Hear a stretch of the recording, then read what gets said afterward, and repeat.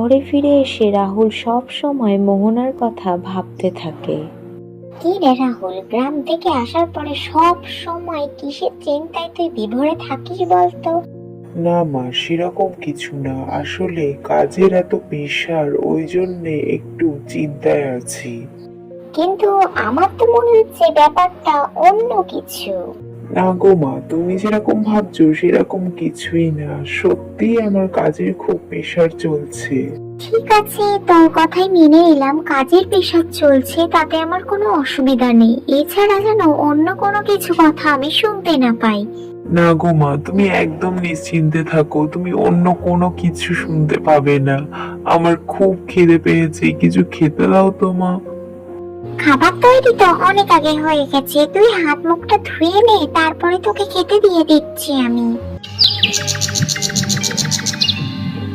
বাবা, আমি বৃত্তি পরীক্ষায় পাশ করে গিয়েছি, স্কলারশিপও পেয়েছি। এবার আমি ভাবছি শহরে গিয়ে ভালো একটা কলেজে পড়াশোনা করব, তার পাশাপাশি একটা চাকরিও করব। ছোট থেকে এত বড় হয়েছিস, আজ পর্যন্ত তোর কোনো কিছুতেই আমি কোনো সময় বাধা দেইনি, কিন্তু তুই শহরে গিয়ে একা একা এত কিছু করতে পারবি তো? তারপরে শহরে আমাদের চেনাশুনো কেউ নেই যে তোকে সাহায্য করবে।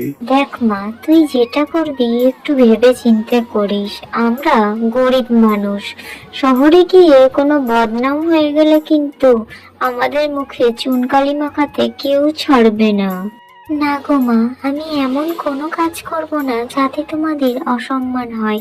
তোমরা দেখে নিও, আমি একদিন খুব বড় একটা চাকরি করে নিজের পায়ে দাঁড়াবো, আর তোমাদেরকেও শহরে নিয়ে যাব।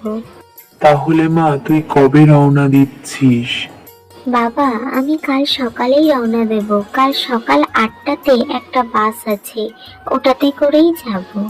তাহলে মোহনার মা, তুমি আজ রাতেই ওর ব্যাগগুলো গুছিয়ে দিও, কাল সকাল সকাল মেয়ে রওনা দেবে বলছে। আরে মা চল, আজ রাতেই তোর ব্যাগটা গুছিয়ে দেই। হ্যাঁ মা চলো, আমার যেসব জামা কাপড়গুলো আছে ওগুলো তুমি বার করে দেবে, আমি একে একে ব্যাগে ভরে নেব।